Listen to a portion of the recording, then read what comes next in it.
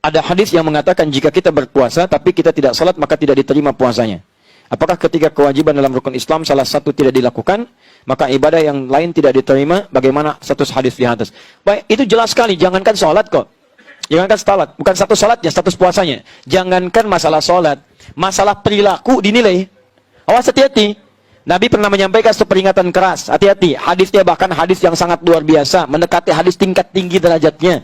Maka siapapun orang-orang yang puasa, yatruku ta'amahu wa syarabahu, meninggalkan makan minumnya, tapi dia mohon maaf tidak terputus dengan qaulaz zur, kata-kata yang kotor, yang jorok, perbuatan yang tercela, fala yahtaju lillahi ila siyamihi, maka Allah tidak butuh pada puasanya.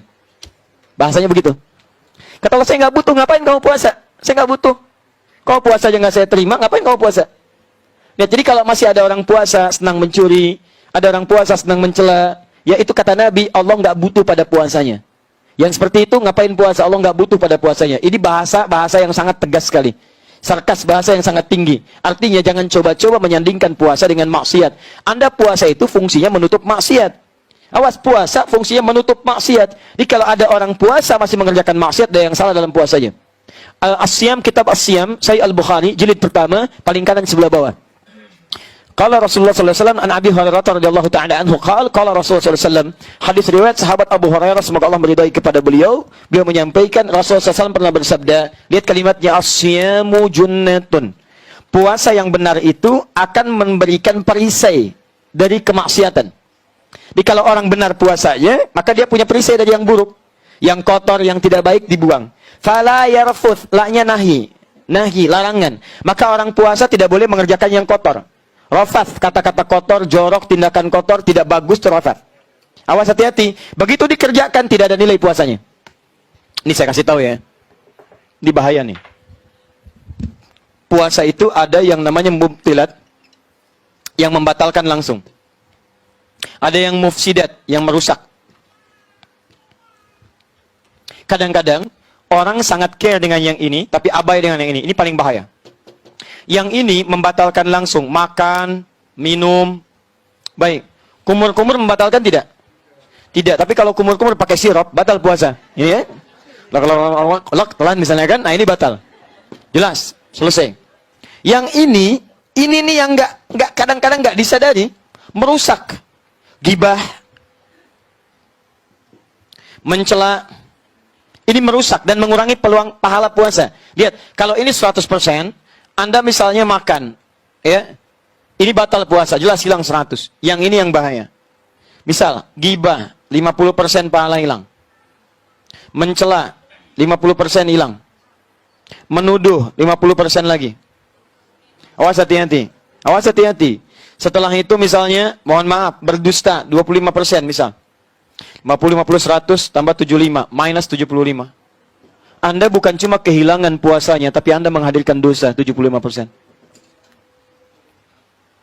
Wala yajhal, jangan melakukan tindakan yang bodoh. Yajhal itu bisa maksiat, ya, dari kata jahala, orang berbuat maksiat disebut jahala. Quran surah keempat An-Nisa ayat 17 sampai 18 ya. Innamat taubatu 'ala Allahi lil ladzina ya'maluna su'an bijahalatin. Banyak orang bermaksiat pengen tobat karena mengerjakan perbuatan salah, jahalah. Jahalah itu jenisnya dua.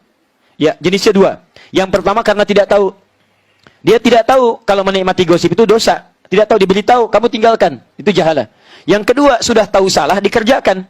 Ya, awas hati-hati, es batu ditiupin. Ya, jadi sudah tahu salah, dikerjakan sama dia. Mohon maaf, itu gosip salah. Memang salah tahu, tapi dinikmati. Itu jahalah namanya. Yang kedua, jahalah itu artinya tidak terkait dengan maksiat yang tidak diketahui, tapi perbuatan dosa sih enggak. Cuman menurunkan kehormatan sehingga menyebabkan orang lain berdosa. Misal, Fikri berapa tahun kemarin usianya? 7 tahun. Dia punya sepeda, misalnya sepeda Fikri, sepeda 7 tahun. Tiba-tiba bapaknya, Pak Teddy, pakai sepedanya Fikri. Keliling hamba pakai sepeda Fikri, titik belakang. Orang dosa sih enggak, cuman orang heran, itu siapa? Gitu kan? Atau ada orang kakek usia 70 tahun misalnya, pakai sepeda cucunya yang 5 tahun, keliling komplek. Dosa sih enggak, cuman orang pada bergibah, itu siapa? Iya ya, nggak ada kerjaan, ya, atau memang kerjaannya itu, atau kurang sehat mungkin ya. Kalimat-kalimat itu mengalir, akhirnya jadi tuduhan. Itu yang menyebabkan orang lain berdosa. Itu yang disebut dengan jahalah. Kata Nabi, fala yarfuth wala yajhal. Orang yang berbuat jahalah, berbuat rafath, maka maaf, Allah tidak butuh pada puasanya, apalagi meninggalkan salat.